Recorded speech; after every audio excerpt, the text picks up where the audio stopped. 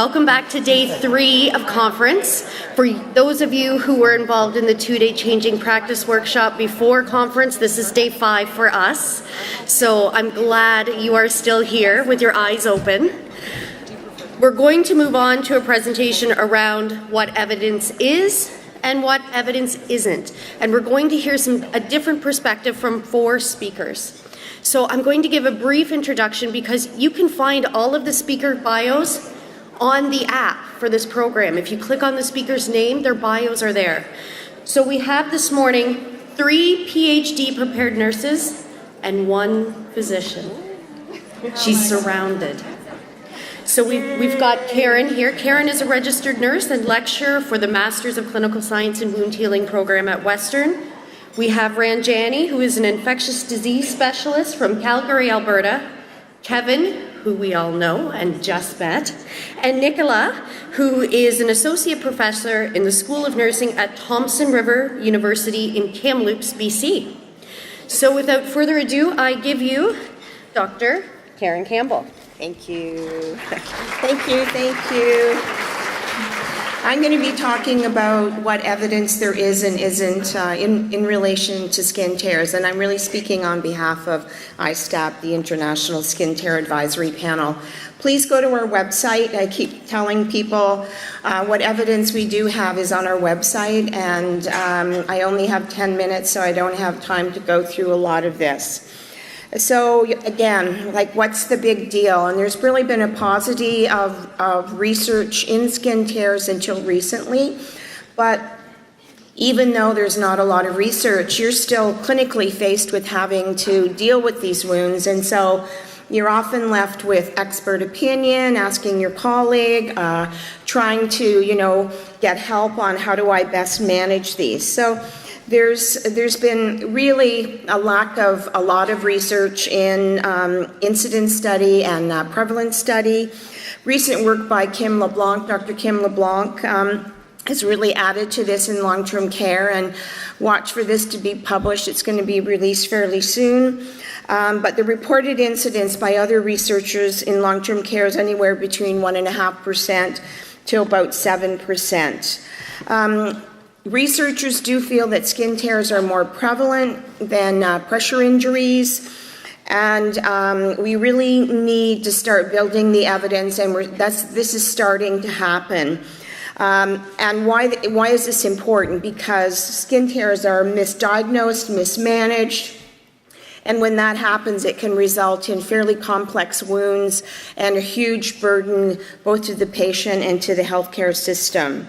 We recently had a consensus meeting. Dr. Wu is involved, Kim LeBlanc, myself. There may be other panel members in the audience who were at the meeting. And we looked at the most recent evidence. This is just a couple weeks ago. And we're going to be releasing a best practice guidance in May of 2018, looking at the evidence and looking at expert opinion as well. And we had multiple industry partners to support this project, and so we were very, very happy to have that. The other issue that we discussed at our meeting is the terminology. Do we use the term skin tear? Do we use the term laceration? What is the best approach for these? And it seemed that skin tears was the favored term, even though it may not be able to be easily translated into other languages. And ISTAP is actually doing a lot of work in terms of getting some of our documents translated and looking at further validation. So as you know, we have a definition, and we had fairly good consensus on our definition at our panel meeting, with a few little tweaking of words that you'll see in 2018.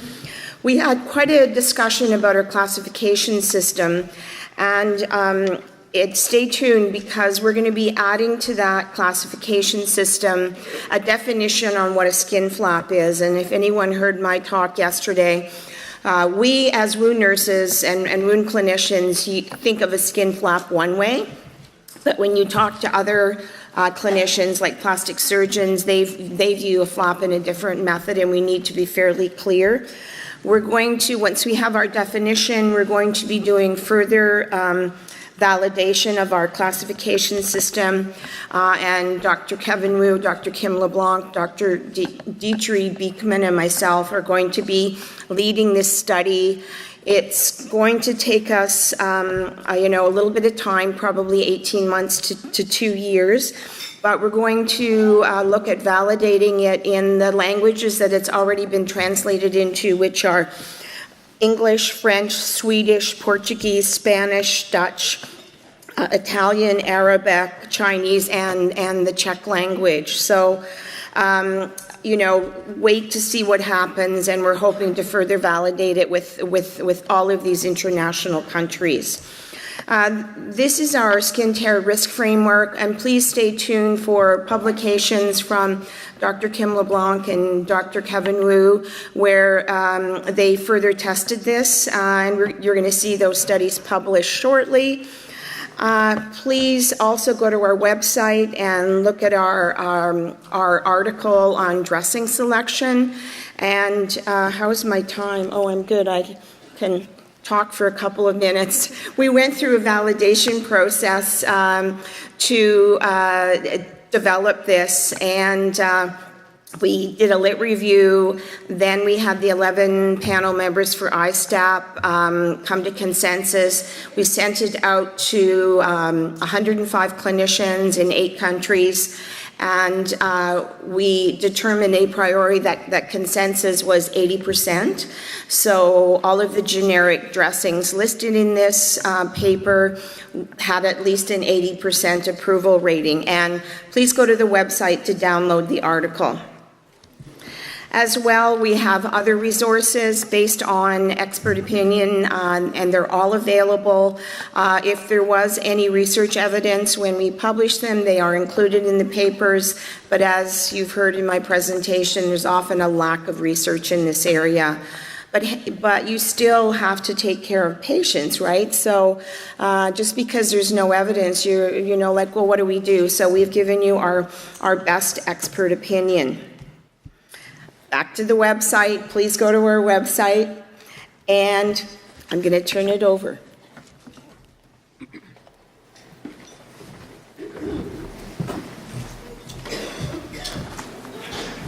All right, so I'm going to flip the pyramid and talk for 5 minutes on what is not evidence. As you can imagine, this is a complex topic and would take far longer.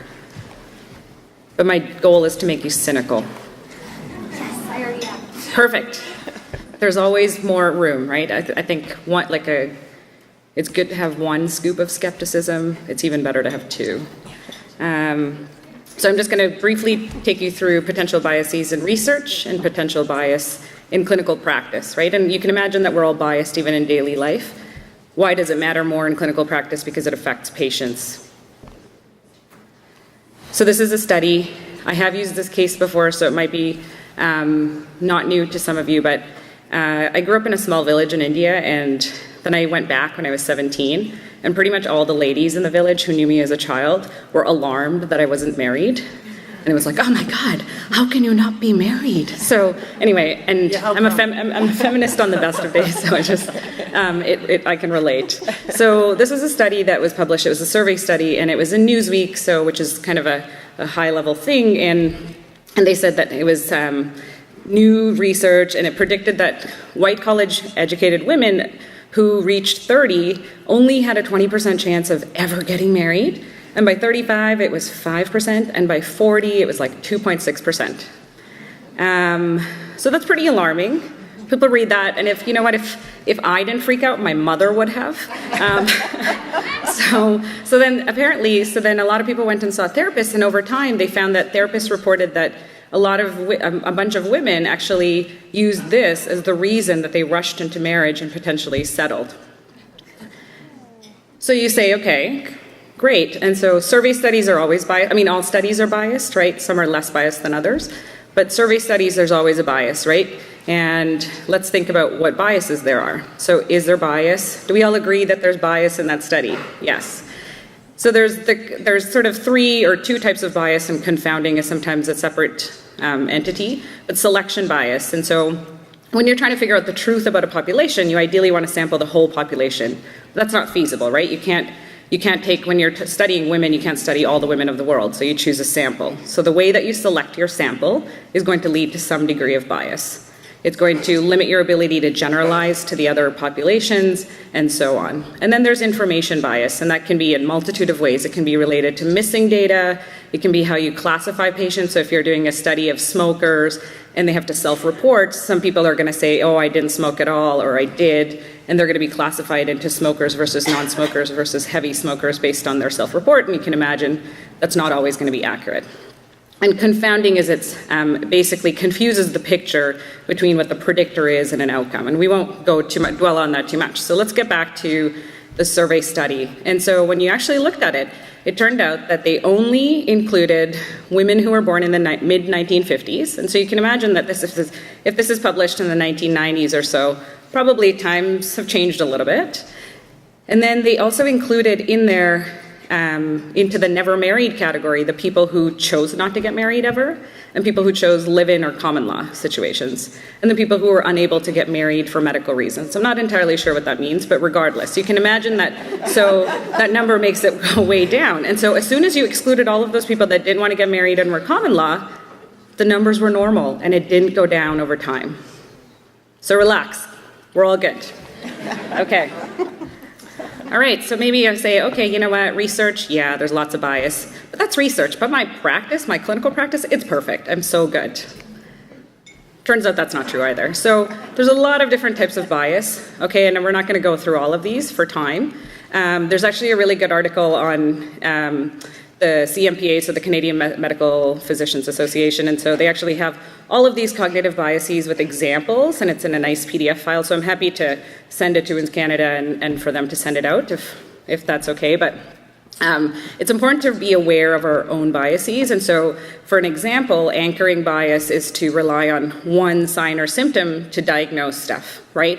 And sort of relating back to wound care, if you said, I'm going to just use temperature, so because the temperature is elevated, I'm going to diagnose infection, that's based on an anchoring bias, right? And you can imagine that that's going to lead to faulty diagnostics, potentially overtreatment or mistreatment. And then the others relate to not like being satisfied. So for example, attribution error is when you label somebody, right? So somebody comes in for narcotics over and over and over, and then you think, oh yeah, that person's just a drug seeker, they're only here for their drugs, etc. But remember that even people who are seeking drugs, eventually everybody dies of pathology, and it's still important to keep our minds open. So I think the big thing is that in clinical practice, we just have to be aware of our biases and work around them. So, quick and dirty, there's always bias, and I think you need to dare to challenge yourself in practice, in clinical practice. And my last example there is that, so when I was in training, I worked with a staff who told me, so we see in our outpatient clinics, we see 15 to 25 patients in the morning, so I see cellulitis like 50 cases a week, so I've seen 1 million red legs. And we treat them somewhere between 5 to 14 days. And sometimes you treat them for longer and longer and longer. And he said, always try to shorten your therapies. Like just if you think this person's young and healthy, it's their immunity that matters, treat them for 3 days, treat them for 4.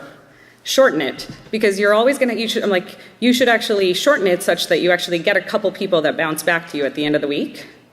Because then you've learned and you've said, okay, you know what, I can't go beyond 3 days.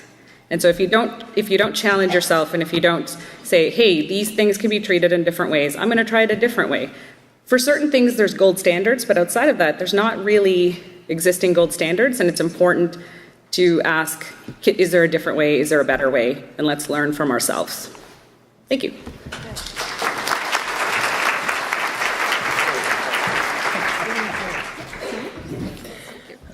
All right, it's my turn. I think it's actually leading into a nice little panel because I'm going to talk about case studies. And when you look at all the posters that in the exhibit hall later, and there are a lot of case studies done. So is it really a valid way of looking at evidence? And I'm so glad that we have some discussion about bias already. And of course, when you look at evidence, it's not just about research. You have to put things in context, including professional experiences and the local environment and patient preferences and experience as part of your evaluation for evidence. So let's say There's a new dressing, and it's actually they're able to combine PHMB, iodine, gentian violet, and silver. So it's called PIGS. We love acronym, right? So all those combined PIGS. So nurse A, well, it works so well. I'm so amazed. It's wonderful. Holy crap. Okay. Nurse B said, well, it's a piece of garbage. I'm going to chuck it in the garbage. It doesn't work at all. And then a sales rep came to talk to us and said, well, this is the best dressing in the world. You have to buy it. And there's lots of evidence. I know it's mechanism, it's just all work together, pile them up, the sink approach, right? Just put everything together. We call those a sandwich or burger approach. And patients said, well, it's not very, very comfortable to me, but okay, if you want to use the dressing, why not? And the manager, payers, and looking at the dressing, holy cow, this is going to cost me how much? Right? So I think the question then is, well, if you have a case study and there's a nurse A, there's a nurse B, or it could be a physician looking at the dressing. So who do we trust in terms of the opinion? And I think there are different types of studies out there to help us answer some of those key questions, and descriptive studies, and help us to develop some hypotheses.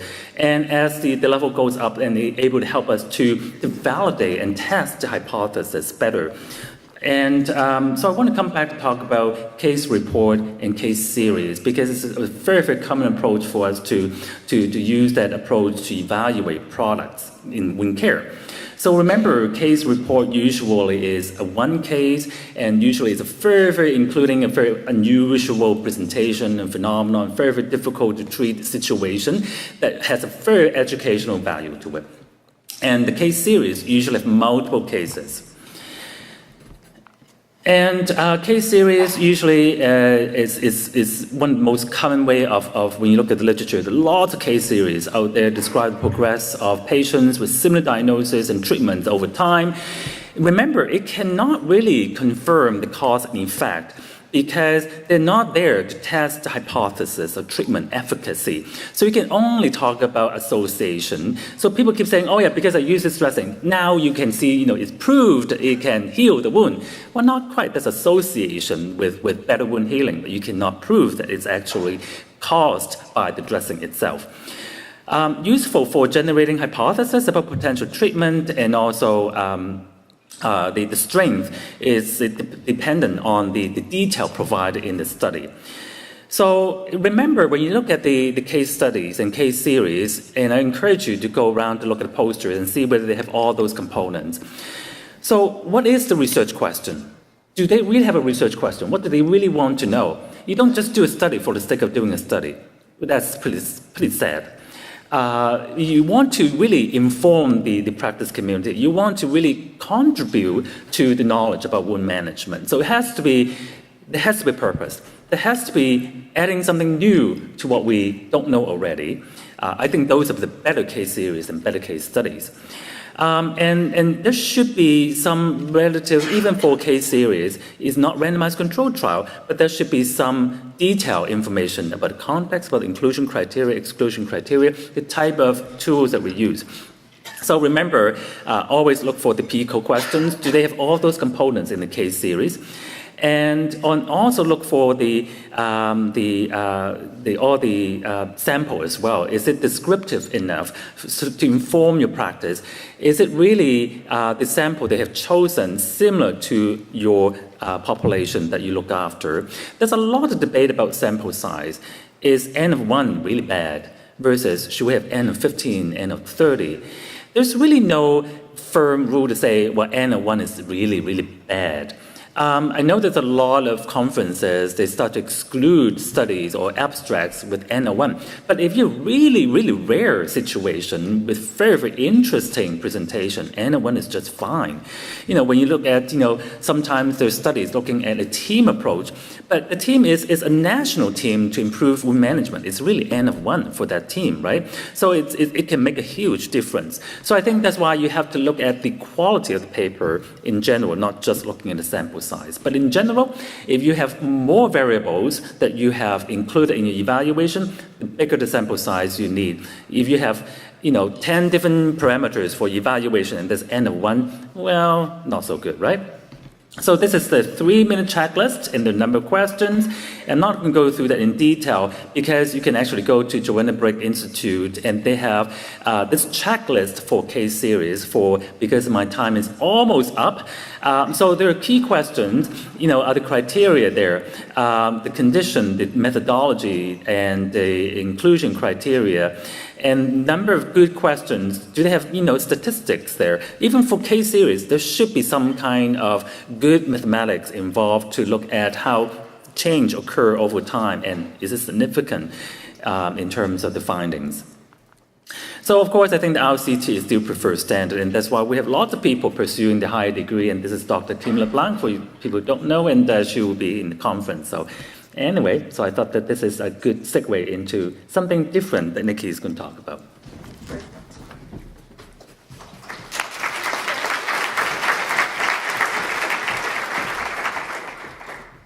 Thanks, Kevin. Yeah, those were great segues. Oh, hang on. Did I go forward already? Yeah. All right. So this is a question for you, because there's a break coming up. So if you can answer, who feels completely happy with the way they are able to deliver wound care in their organisation? Are you able to meet all your patients' needs? And that no improvements could be made? If you answer yes to any of those, you can leave. You don't need to listen to what I have to say. Okay, there's a few people here. Good. This is great. So those are the questions. Those are the things that took me into doing my PhD work. A lot of things I heard about, particularly nurses. I do tend to focus on nurses because I'm a nurse, but it really does apply across the spectrum in most places.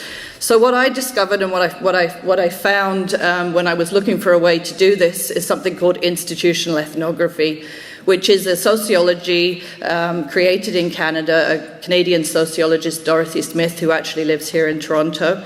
And the aim of this is to discover and map how individuals' work is hooked into institutions that we work for, and how the processes and the interconnections that we work with coordinate, govern, and constrain what we can do at the front lines of practice. And often that happens without us really realizing what is happening. So conventional research usually begins in the evidence. So you're usually asked to do a literature review to find out what's already happened, what's already going on here. The challenge with that is that you're already approaching the issue through the little boxes that we've put ourselves into by creating evidence, and some of the things we've just talked about with bias and all the other things that go into research. And I'm not saying that in any way that this evidence is incorrect or is wrong, but it's a box that you've been put into that it's going to affect the way that you approach the problem. So what we do in institutional ethnography is we start at the bottom and look up into the system. So we start by looking at what's going on here without asking too many questions before we do that. So what I've done in my study is we don't start with a research question because, again, to come up with a research question, you've got to support that with evidence. So I start with what I call a problematic, which is really what's going on in wound care. What are we doing here? What's happening? And I observe people doing wound care.